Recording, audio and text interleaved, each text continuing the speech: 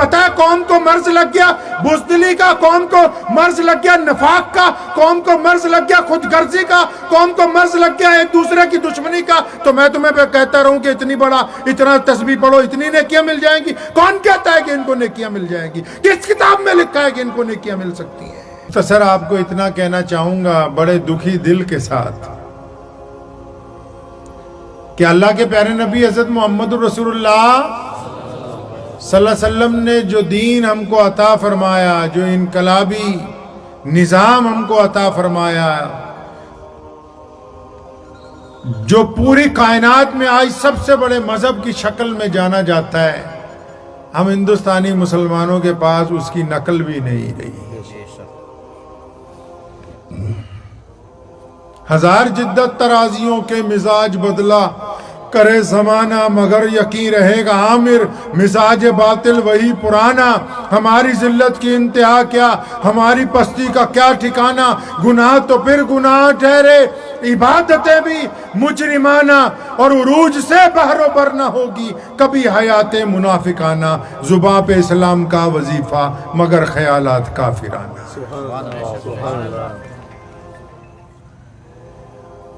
آئے کیوں ہے دنیا میں؟ اسلام کیا چاہتا ہے؟ پیارے نبی علیہ السلام کا کیا پیغام ہے؟ قرآن کیا کہتا ہے؟ نماز کے کیا معنی؟ دین کیا ہے؟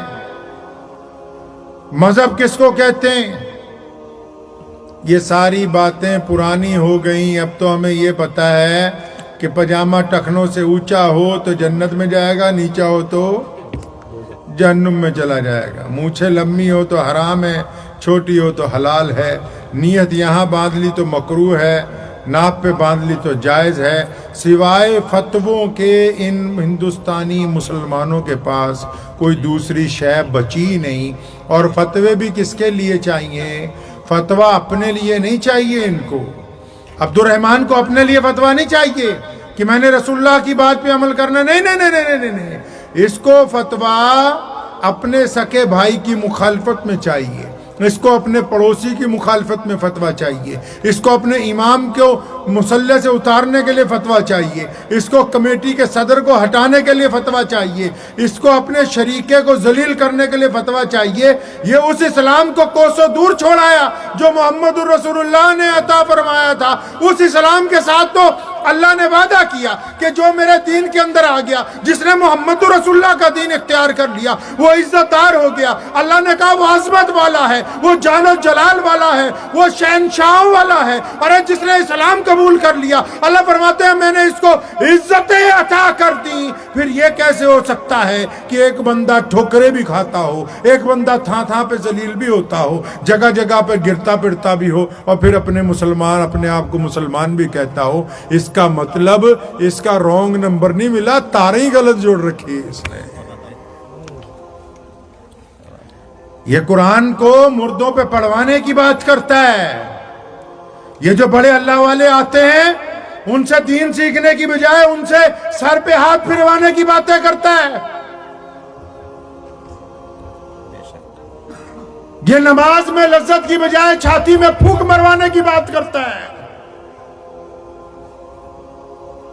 یہ صحیح دکان پہ جا کے غلط سودا خریدنے کی بات کرتا ہے۔ یہ بالکل ایسے جیسے کوئی پیٹرول پمپ پہ جا کے بولے کہ 1 کلو چینی دے دو، 1 کلو دال دے دو، تو وہاں کھڑا ہوا ورکر بھی کہے گا تیرا دماغ خراب ہو گیا ہے، یہاں پیٹرول ملتا ہے۔ یہ خانقاہوں میں جاتا ہے، میرے لیے کاروبار کے لیے دعا کر دو، میری بیٹی کے لیے دعا کر دو، میرے داماد کے لیے دعا کر دو، میرے کھیتوں کے لیے دعا کر دو، میرے جانوروں کے لیے دعا کر دو۔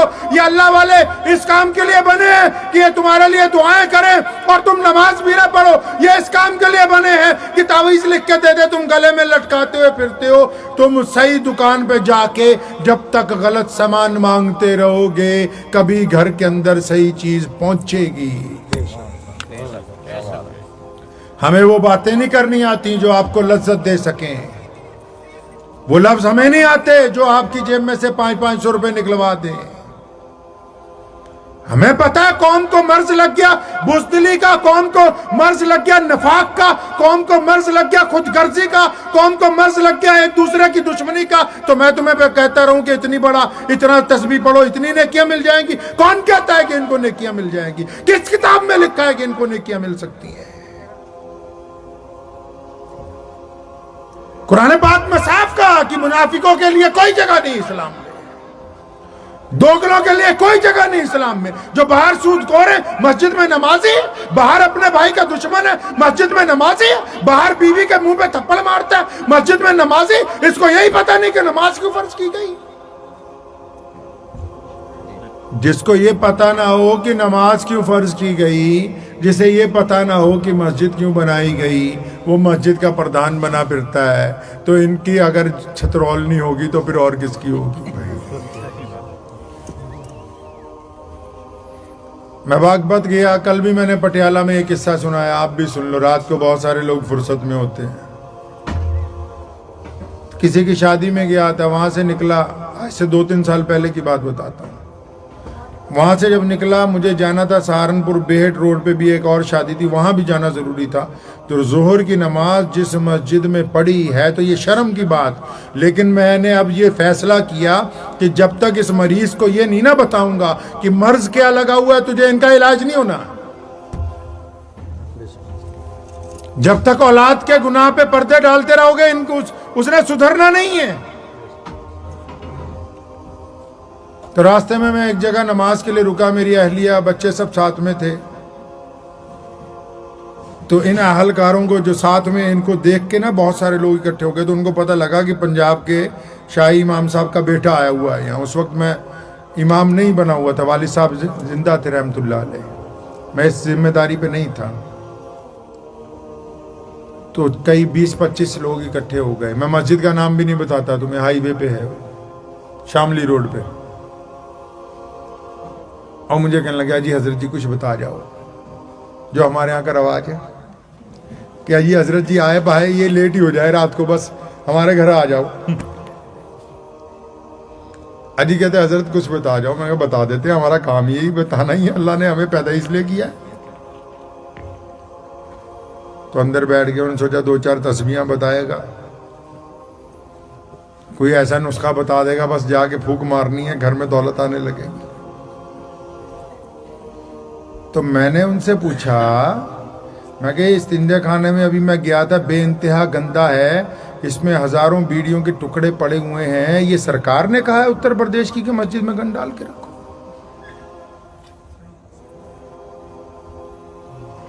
یہ جو قرآن پاک پہ اتنی مٹی چڑھی ہوئی ہے، یہ جو مسجد کی چٹائی بھی تم سیدھی نہیں کر سکتے، حالت بری ہے، یہ کسی حکومت نے نہیں تمہیں کہا کہ تم مسجدوں کی احترام کو اپنے ہاتھوں سے پامال کرتے پھرو؟ میں کہ تمہارے چترول نہیں پھرنا، پھر اور پھرنا کس کے؟ اتنی بے حرمتی مساجد کی، قرآن کی، بالکل نکال کے زندگی سے باہر پھینک دیا۔ مسجد کا کام بس استنجا کرنے جائیں گے، نہانے کے لیے جائیں گے، نماز پڑھ لی، اس کے علاوہ کوئی کام نہیں ہے جی۔ محمد الرسول اللہ کی مسجد، محمد الرسول اللہ کی مسجد میں اب چلے جاؤ، پوچھو مدینہ یونیورسٹی کے بچے پیپر کہاں دیتے ہیں، پوچھو کسی مولوی سے جا کے، مدینہ منورہ یونیورسٹی کے بچے پیپر کہاں دیتے ہیں، ان کے میڈیکل ٹیسٹ کہاں ہوتے ہیں؟ مدینہ منورہ میں کسی کو کوئی پریشانی آ جائے وہ کہاں جاتا ہے؟ محمد رسول اللہ کی مسجد میں پنچایتیں ہوتی ہیں بیٹھ کے کہ آؤ ہم بتاتے ہیں کیسا فیصلہ ہوگا تاکہ دین کے مطابق ہو۔ محمد رسول اللہ کی مسجد میں یتیموں کی کفالت ہوتی ہے کہ ہم بتائیں گے کس غریب کو کیا دینا چاہیے، اس کی ضرورت کیا ہے۔ محمد رسول اللہ کی مسجد میں مسافروں کو کھانا کھلایا جاتا ہے۔ محمد رسول اللہ کی مسجد میں مظلوموں کا ساتھ دینے کے لیے حضور صلی اللہ علیہ وسلم خود چل کے ساتھ جاتے ہیں۔ تم نے کیا سمجھا کہ مسجد 5 وقت نماز پڑھنا ہے؟ بڑے بڑے اللہ والوں سے پوچھتا ہوں میں بار بار، کس بات کا رونا ہے کہ جی ہمیں یہ نہیں ملا، ہمیں وہ نہیں ملا، اقتدار میں حصہ داری نہیں ہے؟ میں ان سے بار بار یہ پوچھتا ہوں۔ آج بھی بہت سارے علماء آئے تھے دوپہر لدھیانہ ملنے، تو میں نے ان سے بھی پوچھا نماز کیوں پڑھتے ہیں؟ کیا کوئی بندہ بتا سکتا ہے 2 لفظوں میں نماز کیوں پڑھتے ہیں؟ نماز پڑھنے کا حکم قرآن میں ہے، اور ہم مولویوں نے، اس ملک کے مولویوں نے پچھلے 75 سال میں مسلمانوں کو یہ سمجھایا کہ یہ قرآن چودھری صاحب کے مرنے پہ پڑھنے کے لیے ہے۔ یہ تمہاری دکان جب کھولنی ہے تو وہاں ختم دینے کے لیے ہے، یہ تمہاری بیٹی کی جب شادی ہوگی تب اس کا ختم دینا ہے۔ اور یہ بھی کہا ساتھ میں ہم نے کہ بالکل تم اس کو ترجمہ نہیں پڑھ سکتے، گمراہ ہو جاؤ گے، نعوذ باللہ۔ تم اس قابل نہیں ہوگے اس کو پڑھو، نہ تم اس کا ترجمہ پڑھ سکتے ہو، نہ تفسیر پڑھ سکتے ہو۔ ہم خود تمہیں بتا دیں گے، تم بس تلاوت کرو اور بڑھیا ریشمی غلاف لے آؤ، کوئی بڑھیا خرید کے اس کو اس میں پیک کر کے رکھو۔ میں پوچھتا ہوں کہ اچھا کلام کون کرتا ہے دنیا میں؟ سب سے اچھا کون کلام کر سکتا ہے؟ امام بخاری سے پوچھو سب سے اچھا کلام کس کا ہے، وہ کہتے ہیں کلام اللہ ہے، مطلب اللہ کا کلام ہے۔ اچھا جی، اللہ کا کلام سب سے اچھا ہے؟ اللہ کیسے بولتے ہیں؟ مطلب قرآن میں بولتے ہیں، پڑھو۔ اوہو، اچھا یہ وہ والا قرآن ہے جو ہم نے بند کر کے رکھا ہے۔ مجھے بتا دو، اچھے اچھے مولوی کو بتاؤ کتنوں نے قرآن پاک کی تفسیر پڑھی؟ کتنی مسجدیں ایسی جہاں قرآن پاک کی تفسیر ہوتی؟ تو اس کو بند کرو، تاکہ اگر یہ کھل گئی پھر تو سارا سسٹم بند ہے، بس ختم ہے معاملہ ہمارا بھی۔ پھر یہ ٹھیک ہے، گلے میں پھونک ڈلواؤ، سر پہ ہم سے ہاتھ پھراؤ، الحمدللہ تم بھی اپنے گھر ہو، شاپا بھی اپنے گھر۔ وہ بھی کی کرن، تسی 2500 روپے مہینہ مولوی نو دینا ہے۔ اگلا کہندا ٹھیک ہے، ہفتے کے بعد ایک چودھری مر جائے، کچھ نہ کچھ 10-15 ہزار آتا ہے۔ ان کو گھی اصلی چاہیے، دودھ اصلی چاہیے، کپڑا برانڈڈ چاہیے، مولوی اچھا نہیں چاہیے۔ ناظرہ ہی پکڑ لاؤ، بس نماز پڑھا دے، اینکر 20,000 تنخواہ دے دیں گے، نہیں جان نہ نکل جائے گی ان کی۔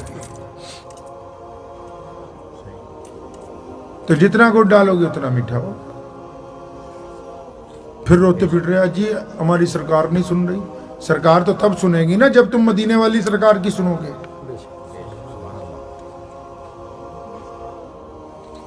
ایسی ایسی باتیں ہوتی، میں جاتا ہوں اکثر جلسوں میں، میں سنتا ہوں ایسی ایسی باتیں کرتے جن کا زمین اور آسمان کے بیچ میں بات ہے، کچھ لینا دینا نہیں مسلمانوں سے۔ ہزاروں جلسے ہو رہے ہیں شعبان میں، کروڑوں روپیہ خرچ ہو رہا ہے، نہ تم یہ بتاتے ہو کہ مسلمانوں کے مسائل کیا ہے، نہ یہ بتاتے ہو مسلمانوں کو بیماری کیا ہے، نہ یہ بتاتے ہو کہ اس بیماری کا حل کیا ہے۔ میں نے کئیوں کو پوچھا نماز کیوں پڑھتے؟ اچھے عالم تھے، ایک میرے سے کہنے لگے عثمان صاحب آپ کو نہیں پتا قرآن میں نماز فرض کا اعلان کیا گیا، باقاعدہ آیت نازل ہوئی ہے، حضور صلی اللہ علیہ وسلم کو معراج کی رات نماز عطا ہوئی ہے۔ میں کہا یہی تو میں پوچھ رہا بھائی اتنی دیر سے، ہاں نماز فرض ہے، اللہ نے فرض کی، فرض تو ہے لیکن کیوں کی؟ تحفے میں ملی، تحفے میں تو ملی، کیوں ملی؟ ابھی یہ پنڈال لگایا تو یہ ٹینٹ والے کے پاس گئے ہوں گے، پنڈال لگانا ہے، انہیں پوچھا انہاں کا دے لی کیوں؟ اب اگلا پوچھے گا نا بھی کیوں، اگلا سمجھے پتہ نہیں کسی کی تعزیت کا جلسہ کرنا، شادی کرنی ہے کہ میڈیکل کیمپ لگانا ہے، اس کو بتاؤ کہ نا۔ ارے پوچھے گا نہیں پوچھے گا سامان دینے والا؟ تو میں آپ سے پوچھتا ہوں، اچھے اچھے لوگ بیٹھے ہیں نماز پڑھتے ہیں، ساری دنیا بھی سن رہی، کمنٹ میں ہی بتا دو نماز کیوں پڑھتے ہیں؟ کیوں کا جواب ہے نہیں۔ اب کیوں کس نے جواب دینا تھا؟ کیوں کا کلام تو اللہ نے کیا ہے ہر جگہ، فرمایا ہم نے نماز تم پر اس لیے فرض کی ہے تاکہ تم متقی بن جاؤ۔ اے سمجھی جان دے پتہ نہیں نماز اس لیے پڑھ دے پے ہیں کہ بس جنہ پیسہ اللہ کو منگی آئی جائے گی، منڈے منگی منڈے آئی جائیں، کوٹھی منگے کوٹھی آئی جائے، پتہ ہی نہیں نماز پڑھ دے کی۔ اللہ نے فرمایا نماز اس لیے فرض کی ہے تاکہ تم متقی۔ اب متقی کس کو کہتے ہو جی؟ متقی کہتے ہیں نیک آدمی کو۔ نیک کیسا ہوتا ہے؟ ایسا نہیں ہوتا نیک جس کے واٹس ایپ پہ فیس بک پہ 10,000 متر ہوں اور ماں باپ کے ساتھ اس کی سلام دعا نہ ہو۔ آپ نیک کس کو کہتے ہو جی؟ آپ کے نزدیک کیا کرائٹیریا نیک ہونے کا؟ جس کی زیادہ کوٹھی اچھی ہے وہ نیک ہے، جو جھونپڑی میں اپنے ماں باپ کے پیر دھوتا ہے روزانہ وہ نیک ہے۔ کس کو نیک کہتے ہو؟ बार बार बताते हो कि वजू में इतने फराइज हैं, नमाज में इतने फराइज हैं, इनको ये कौन बताएगा कि माँ बाप को गाली दे के आने वाले की नमाज नहीं होती।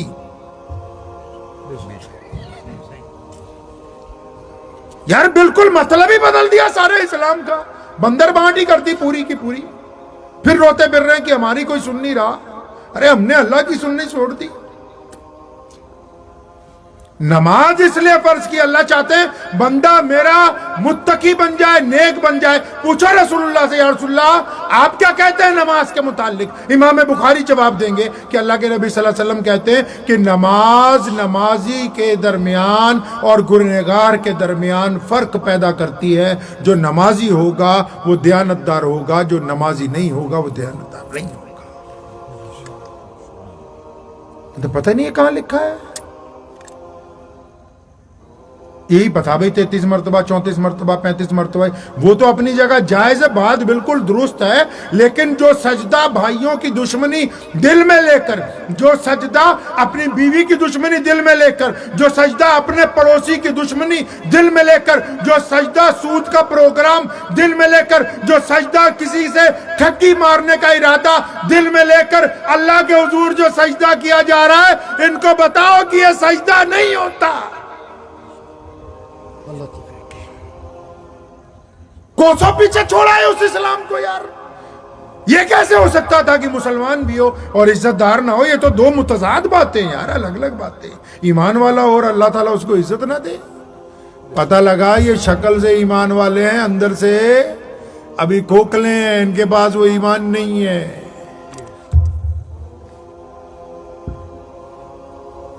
अल्लाह तबारक व तआला चाहते हैं बंदा मुत्तकी बन जाए।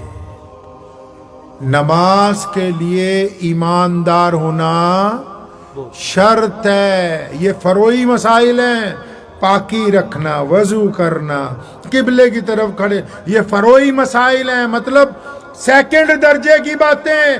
पहला कलमा ला इलाहा इल्लल्लाह मुहम्मदुर रसूलुल्लाह, मतलब मैं ईमानदारी से कहता हूं कि मेरा यकीन अल्लाह पर कामिल है और रसूलुल्लाह सल्लल्लाहु अलैहि वसल्लम अल्लाह के आखिरी रसूल। अब पहले वाला जो है हिल गया हो, पहली 5 सीढ़ियां 4 सीढ़ियां इसकी टूट जाए, कह हम ऊपर कैसे पहुंच जाए मेरे भाई। रोजा रख रहे हैं, अफ्तारियां की तैयारी है। वो पाकिस्तानी की चुटकला तो मैं सुनाना, एक बंदा रोजे नहीं रखता था, कभी नहीं रखता था। फैक्ट्री का मालिक था, फैक्ट्रियों तुरया, फोन किया घर अपनी बेगम नू, ना अफ्तारी जज की प्रबंध किया है। कह लेंगे हाँ खां साहब तुम तो रोजा ही नहीं रखते। कहना कि काफर समझे कि अफ्तारी भी ना करिए। यही मामला यहां भी, हमारी हालत भी यही है। कहता खुदा के फजल से मियां बीवी दोनों मुहज्जिब हैं, उन्हें पर्दा नहीं आता, इन्हें गुस्सा नहीं आता। इनके पास मसले फतवे लोगों के लिए हैं, मौलवियों के लिए फतवा है। मौलवी का बेटा अगर नमाज ना पढ़े तो इमामत से उतर सकता है, प्रधान का बेटा अगर जिनाकारी भी करता फिरे तो उसकी प्रधानगी को फर्क पड़ने वाला नहीं है। यार जो माशरा बददियानत हो गया हो, मैं सिर्फ आपसे नहीं गुफ्तगू कर रहा, पूरे हिंदुस्तान के मुसलमानों से गुफ्तगू कर, जो माशरा बददियानत हो गया हो इस हद तक, वो फिर अल्लाह की मदद का मुंतजिर है कि कब अल्लाह की मदद आए। जो मदद का तकाजा पूरे ना करते हो। मस्जिद बनाई, अब पूछो जी मस्जिद, जलंधर वालों को तो खास कर कहता हूं, आज से कई साल पहले ईद की नमाज में माशाल्लाह वो गले मिले हैं इस तरह की। वो हमारे बैठे हैं जुल्फकार भाई के, पंजाब केसरी वालों ने सब गले मिलते हुए की खूबसूरत तस्वीरें, हमारी भी खबर नहीं छपी उस दिन, नहीं की छपेगी।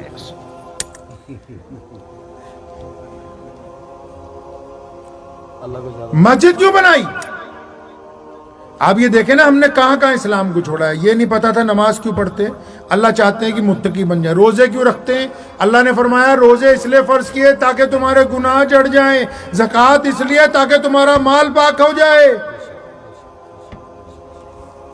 मस्जिद क्यों बनाई जी? अगर ये प्रधान जी बताएंगे मस्जिद कैसे बनेगी, कहां बनाएंगे, अरे हुजूर सल्लल्लाहु अलैहि वसल्लम से भी पूछ लो, जिनका दीन है उनसे भी पूछ लो। جو اسلام کے مالک ہیں مالکانوں بھی پوچھ لو کہ مسجد کیسے بنانی ہے، مسجد چلتی کیسے ہے۔ مولوی کہتے ہیں 5 نمازیں فرض ہیں، وہی 5 نمازیں بڑی ہیں۔ یہ حضرت جی آئے ہوئے جانسٹ سے میرا پور سے پوچھو، ان 5 نمازوں سے بڑی ایک نماز ہے جس کو تہجد کی نماز کہتے ہیں۔ تہجد کی نماز میں امام چاہیے جی، وہ بولو روٹی نہیں کھوانی مولوی صاحب، کتنے گئے مولوی ہو مفتی کھواتی روٹی، پھر تو بول دے نہیں پہ میں تھا بھائی تہجد کے لیے امام چاہیے نہیں چاہیے۔ اذان، تہجد میں اذان، مسجد میں جانا ہے، یہ تو مانتے ہو کہ تہجد ان 5 نمازوں سے زیادہ بڑی ہے نا، پھر ان 5 کے لیے اتنا بڑا سسٹم کیا لگا ہے؟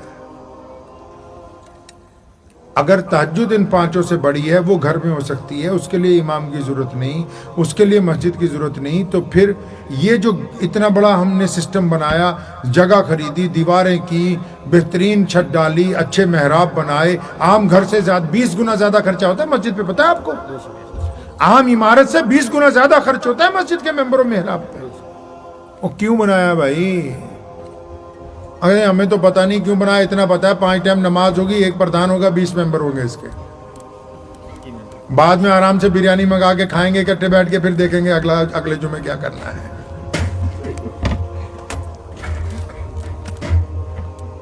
مسجد اس لیے بنائی کیونکہ ہمارے اور آپ کے پیارے نبی حضرت محمد رسول اللہ صلی اللہ علیہ وسلم نے فرمایا مسجد بناؤ۔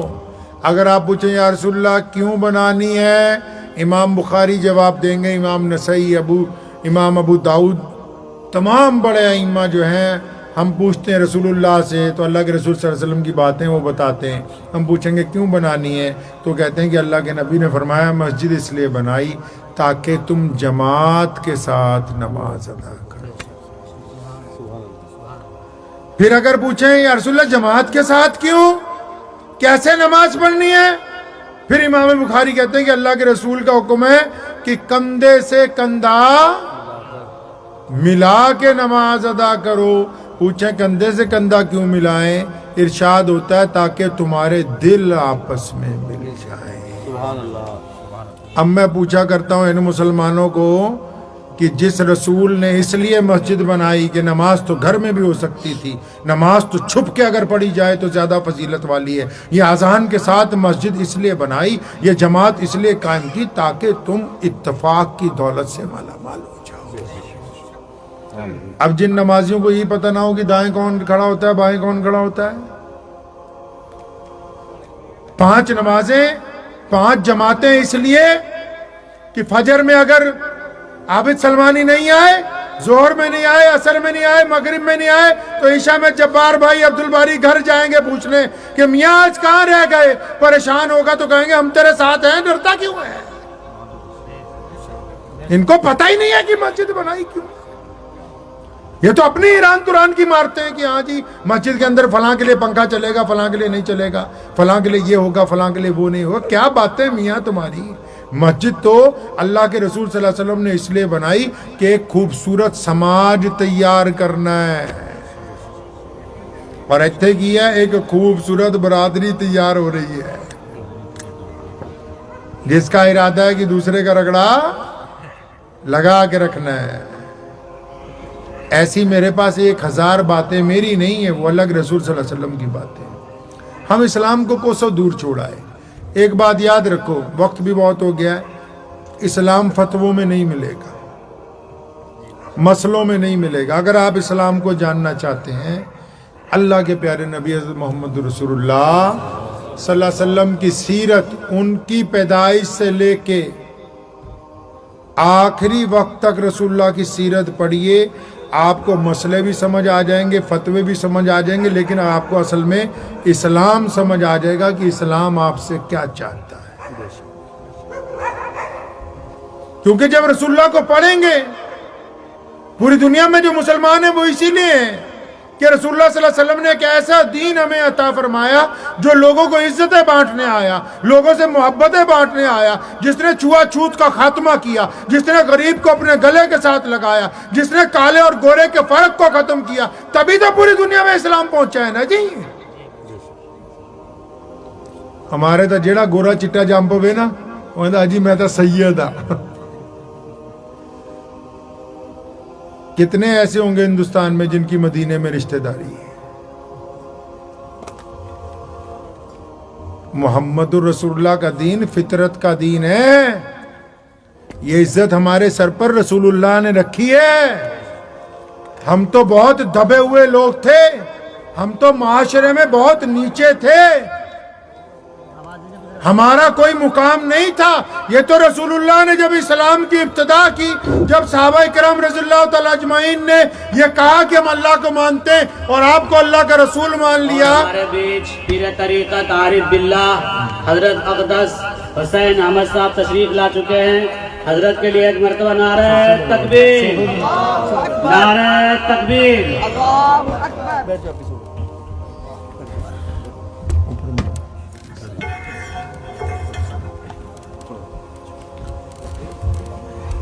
تو جب رسول اللہ صلی اللہ علیہ وسلم نے اسلام کی ابتدا میں یہ کہہ دیا نا, بلال ابو بکر کے بھائی ہیں, بلال حبشی ہیں, غلام ہیں, کالے ہیں, اور ابو بکر جو ہیں مکہ کے شہزادے ہیں. تو دنیا کو ہم جیسے جو لوگ تھے, پوری دنیا میں جو دبے ہوئے لوگ تھے, غریب لوگ تھے, پوری دنیا میں جو لوگ ظلم کے اندر پس رہے تھے, جو انسانوں کو جن انسانوں نے غلام بنا رکھا تھا, جن کے پاؤں میں بیڑیاں تھیں, یہ اسلام ایسے نہیں پہنچا. جب یہ طوفانی پیغام گیا نا کہ ایک اللہ وحدہ لا شریک کی عبادت رسول اللہ کی رسالت کے ساتھ تمام لوگوں کو برابری کا درجہ مل گیا ہے, تو دیکھتے ہی دیکھتے پوری دنیا کے اندر اسلام پہنچ گیا ہے. اب مزے کی بات تو یہ ہے, جن کو ٹھیکہ دیا انسانوں کی برابری کا, جن کو چودھری بنایا کہ تم نے غریب کو ساتھ میں لگانا ہے, انہی کے گھر میں اگر چھوا چھوت ہونے لگ پڑے تو وہ پتہ نہیں اپنے آپ کو مسلمان کہتے ہیں. اگر کسی مسلمان کو ایک غلط فہمی ہے کہ میں کسی ہندو کا جھوٹا پانی نہیں پی سکتا, کسی سکھ کا نہیں جھوٹا کھانا کھا سکتا, اب تو چلو کرونا ہے تو کوئی بات نہیں, پرہیز کر رہے ہیں, لیکن مثلاً اسلام نے, رسول اللہ نے فرمایا کہ انسان کا جھوٹا پاک ہے تاکہ یہ آپس کی نفرت جو ہے ختم ہو سکے. اب چنگے چنگے ہم تو کہتے ہیں نہیں جی ہماری برادری میں ہی شادی ہوگی اور کہیں ہو نہیں سکتی. اس اسلام کو تلاش کریں. یہ افسانوی باتیں, دوسروں کو بھی خوش کرنا, خود بھی خوش ہو جانا, حقیقت سے آنکھیں چرانا, آنکھاں بند کر لینی یا کبوتر کی طرح کہ اچھا بلی نکل گئی ہوگی, نہ, یہ اسلام نہیں ہے. محمد رسول اللہ نے جس مسجد نبوی میں تہجد پڑھی, جس مسجد نبوی کے اندر بیٹھ کے وعظ کیا, اسی مسجد نبوی سے میدان بدر کے لیے نکلے, اسی مسجد نبوی سے حضور صلی اللہ علیہ وسلم نے مسکینوں کی مدد فرمائی, اسی مسجد نبوی صلی اللہ علیہ وسلم سے حضور صلی اللہ علیہ وسلم نے غریبوں کے گھروں میں کھانا پہنچایا, اسی مسجد نبوی میں آپ صلی اللہ علیہ وسلم نے پنچایتیں کی ہیں.